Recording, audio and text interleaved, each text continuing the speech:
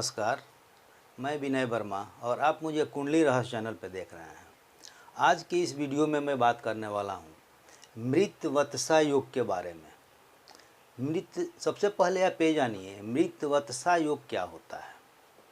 मृत वत्सा योग एक ऐसा योग है जो पति पत्नी के बीच शादी तो हो जाती है लेकिन बच्चे नहीं होते हैं, या फिर बच्चे होते भी हैं तो एक्सपायर हो जाते हैं, टिकते नहीं हैं, नुकसान हो जाते हैं। बार बार ऐसी परेशानियां उत्पन्न करना, बच्चा नहीं होना, यह मृत वत्सा योग कहलाता है। यह योग कब लगता है उसको मैं बतलाता हूँ। यह योग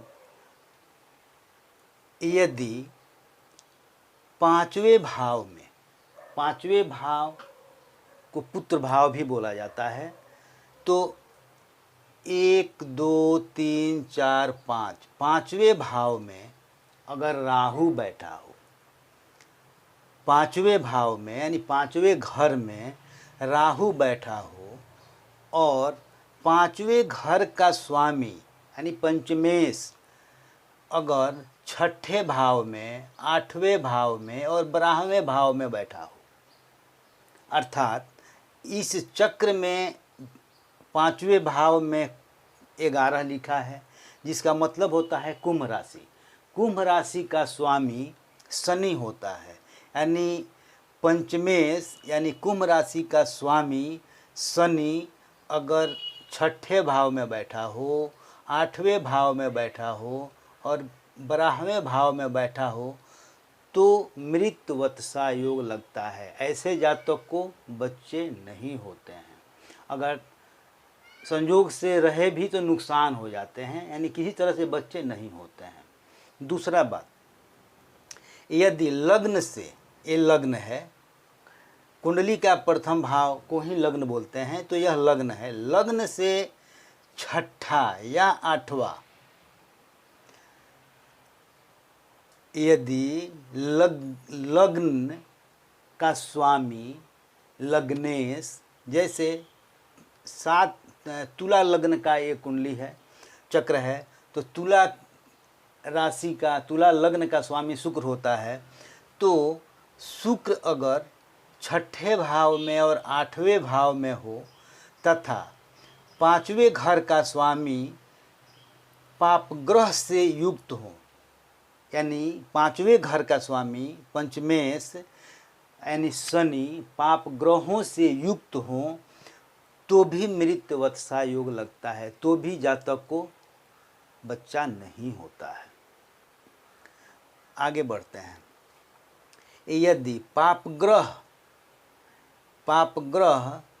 प्रथम भाव में, 7वें भाव में, 9वें भाव यानी भाग भाव में और 12वें भाव में बैठा हो और शत्रु क्षेत्र में ही हो, तो वंश होने के बाद भी, बच्चे होने के बाद भी वह उससे दूर हो जाते हैं, वंश विच्छेद हो जाता है।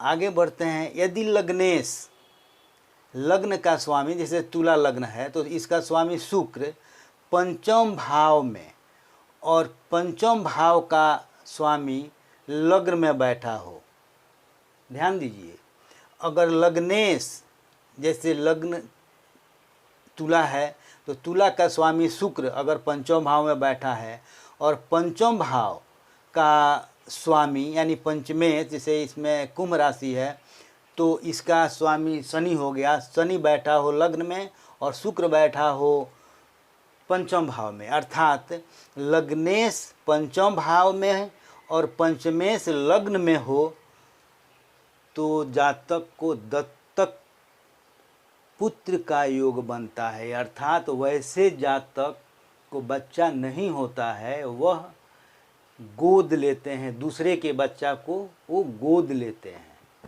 दत्तक ग्रहण करते हैं। एक और नियम, लग्न से 10वें घर में लग्न से 1 2 3 4 5 6 7 8 9 10 यानी लग्न से 10वें घर में चंद्रमा और लग्न से 7वें घर में शुक्र हो और इस पर पाप ग्रह चौथे घर में बैठा हो और पाप ग्रह जो है चौथे घर में बैठा हो तो भी संतति विच्छेद योग बनता है, अर्थात बच्चों से विच्छेद होने का योग बनता है। अगला तरीका, अगर सप्तमेश पंचम भाव में हो, सप्तमेश 7वें भाव में, जैसे इसमें 7वें भाव में मेष राशि है तो इसका स्वामी मंगल हुआ। मंगल अगर 5वें भाव में हो, 5वें भाव में, और पंचम भाव से जैसे 1 2 3 4 5 6 छठे 7 8 8वें 9 10 11 12 12वें यदि पाप ग्रह हो तो उस मनुष्य से ही उसका परिवार समाप्त हो जाता है, यानी बच्चे नहीं होते हैं, वहीं से उसका परिवार खत्म हो जाता है। अगला, पंचम भाव में, अब बच्चा के लिए बताते हैं, पंचम भाव में शुक्र हो या चंद्रमा बैठा हो, या शुक्र और चंद्रमा का दृष्टि पंचम भाव में हो और इस पे पाप ग्रह न हो तो ऐसे जातक को बहुत सारे संतान की प्राप्ति होती है। लेकिन अगर इसी भाव में मंगल बैठ जाए तो, जैसे पंचम भाव पुत्र का भाव है, इसी भाव में मंगल बैठ जाए तो भी संतान नहीं होता है। तो मैं आज आपको मृतवत्सा योग के बारे में बतलाया, थोड़ा सा बच्चा कब होता है उसके बारे में मैं बतलाया कि पंचम भाव में शुक्र और चंद्रमा बैठ जाए, पाप ग्रह न हो तो बहुत सारे संतान होते हैं। इसके अलावा मैं मृतवत्सा योग के बारे में, अक्सर मेरे पास लोग आते हैं जिसको बच्चा नहीं होता है, मैं उसको समझाता हूँ और उसका और भी तरीका है उपाय करने का, मैं उसका समाधान करता हूँ। तो मैं सिर्फ कुंडली के माध्यम से यह बतलाने का प्रयास किया कि किसी भी जातक को बच्चा कब नहीं होता है, जब बच्चा नहीं होना ही मृतवत्सा योग कहलाता है। मैं इसके आगे के वीडियो में मैं आपको ये बतलाऊंगा कि बच्चा कब होगा और कैसे होगा। तब तक आप मेरे वीडियो से बने रहें, आप मेरे इस वीडियो को ध्यान से देखें, औरों के पास शेयर करें ताकि इसका वो लाभ उठा सकें। मेरे इस चैनल को सब्सक्राइब करें ताकि मेरा जो भी विचार हो आपके पास डायरेक्ट पहुंच जाए और उसका आप लाभ उठा सकें। अगर आपके पास कुंडली है तो आप खुद अपने कुंडली को निकालिए और मेरे बताए हुए हर बिंदु पे ध्यान देते हुए अपने कुंडली को देखिए। अगर आपके समझ में नहीं आता है तो आप मेरे पास कांटेक्ट बनाएं, मैं आपको समझाऊंगा। मेरे चैनल को सब्सक्राइब करें। जय माता दी।